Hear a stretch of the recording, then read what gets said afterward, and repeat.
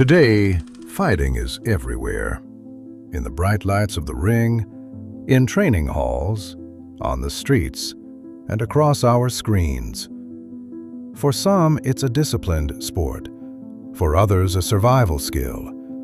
And for some, it's the release of something ancient inside us. But these rule-bound competitions, governed by referees and regulations, what did they look like in the beginning?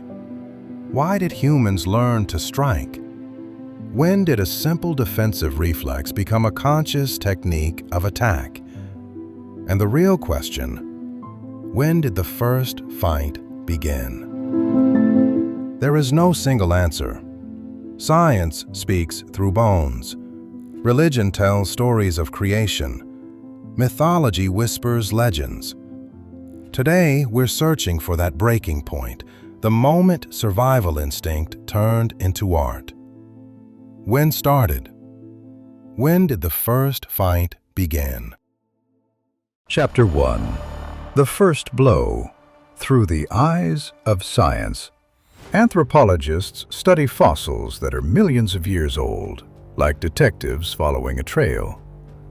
Unusual fractures in skulls, bone breaks that are hard to explain by simple falls. These marks suggest something unsettling. Humans may have been striking and being struck long before we were fully human. Who were these first fighters? In scientific literature, we call them hominids. Early ancestors who walked upright, freed their hands, and began shaping the world around them. For them, strength wasn't about ego. It was survival in its rawest form. But wait, was this what we call fighting today? Not at all. There were no techniques, no rules, no honor, just a desperate shove, a violent swing, and whatever object was within reach. And here's a critical detail: stone. The human hand alone is not especially designed to crush another skull, which suggests that early physical conflict may have involved using hard objects as extensions of the body. This wasn't weapon making. It was instinct, turning the environment into a survival tool.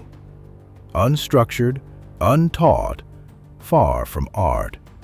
Just raw instinct. Chapter 2. The First Fight in Ancient Stories. Science looks at bones, but belief systems tell stories. In the Abrahamic traditions, the story begins with Adam and Eve, and the first great fracture in humanity happens between two brothers, Cain and Abel.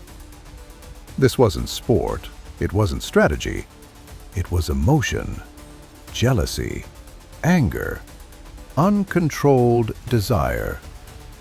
In these traditions, the first fight is not about technique, it is about the human soul. Turn east and the picture changes. In Chinese, Japanese, and Korean mythologies, early humans are often semi-divine. Conflict isn't just between people, it's between gods, forces, cosmic balances. Here, fighting is not merely instinct, it shapes the universe itself. Different origins, different meanings, but one shared truth: human stories always contain conflict. Chapter 3. From Reflex to Discipline.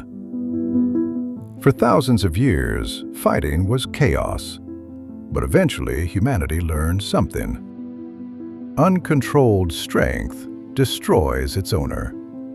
Close combat was dangerous. A wound meant infection. Infection meant death. Survival didn't favor the strongest. It favored the most controlled. Balance, timing, precision. These became more valuable than brute force. And the moment fighting became teachable, everything changed.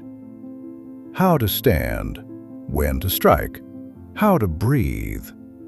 Fighting transformed from instinct into method.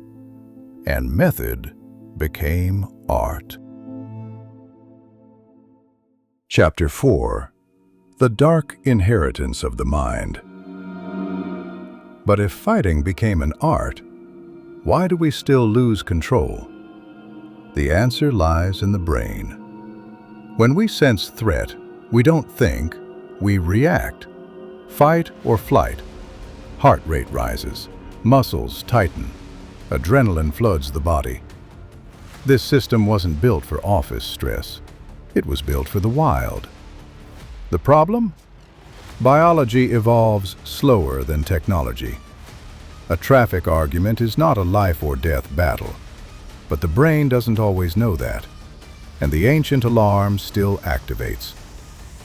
That's the hidden purpose of martial arts, not to eliminate anger, but to channel it. Because instinct cannot be erased, but it can be controlled. Chapter 5. From gladiators to global spectacle. Today, fighting is no longer about survival, yet strangely, it has never been more visible. We left the wild, we built cities, we wrote laws. So why do we still gather to watch two people collide?